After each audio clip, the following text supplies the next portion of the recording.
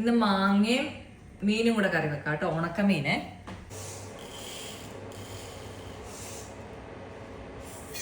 കടുക്, കറിവേപ്പില,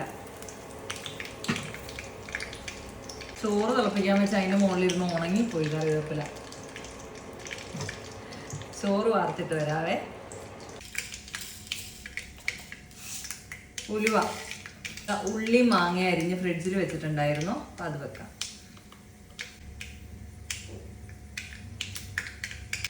ഉള്ളിട്ടു. അയ്യോ, ചുവന്ന മുളക് ഇട്ടില്ല. ചുവന്ന മുളക് ഇടാൻ മറന്നു.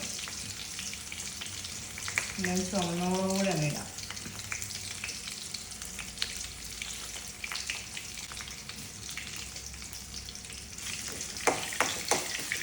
മഞ്ഞൾപ്പൊടി,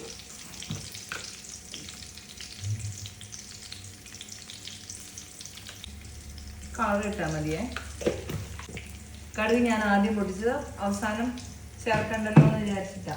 അതിലേക്ക് ഇതാ മാങ്ങ ഇട്ട് കൊടുത്തിട്ടുണ്ട്.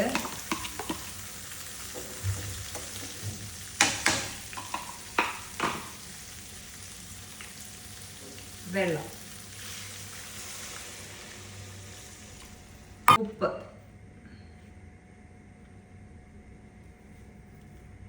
ഇതാ തേങ്ങ ഒക്കെ അരച്ചുകൊണ്ട് വന്നിട്ടുണ്ട്. ഇനി ഇതൊന്ന് വെന്ത് കഴിയുമ്പോഴത്തേക്കും ചേർത്താൽ മതി കേട്ടോ. മൂടി വെക്കാം. അതിലേക്ക് മീനിട്ട് കൊടുക്കാം കേട്ടോ. നങ്കാണ്. എന്താന്ന് വെച്ചാൽ അധികം ഇടുന്നില്ല കേട്ടോ. എന്താന്ന് വെച്ച് കഴിഞ്ഞാൽ വിനുവിന് ഇഷ്ടമല്ല ഇങ്ങനെ വെക്കുന്നത്. പക്ഷെ എനിക്ക് ഇഷ്ടമാണ് ഉണക്കമീൻ. നമ്മളെ തെരണ്ടി മീനോ തുണ്ടൻ മീനൊക്കെ ഇട്ട് വെക്കുന്നില്ലേ, മീനും മാങ്ങയും കൂടെ ഉണക്കമീൻ. അപ്പം വേറെ മീനില്ല, നങ്ക് മീനേ ഉള്ളൂ. അപ്പോൾ ഒന്ന് ഉച്ചക്കത്തേക്ക്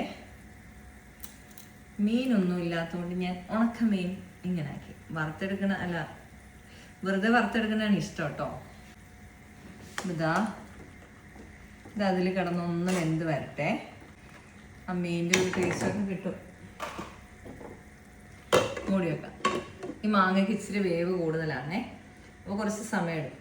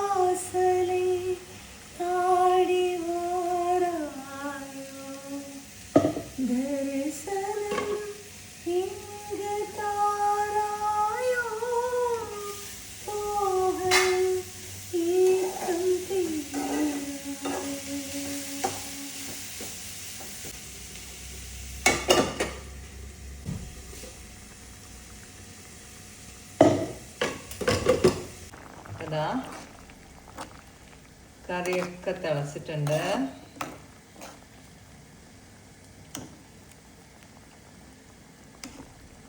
മാങ്ങ അങ്ങ് വെന്ത് പോകില്ലാത്ത മാങ്ങ, മൂവാണ്ട മാങ്ങയല്ല.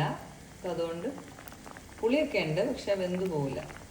അതുകൊണ്ട് അങ്ങനെ തന്നെ കിടക്കും. അല്ലെങ്കിൽ ഉടച്ചെടുക്കണം. ഇതാ ഇങ്ങനെ പുളി പിടിക്കാൻ. ഇത്രയും പുളി പിടിച്ചാൽ മതി അല്ലേ. അപ്പോൾ നമ്മുടെ പരിപാടി കഴിഞ്ഞു. ബൈ.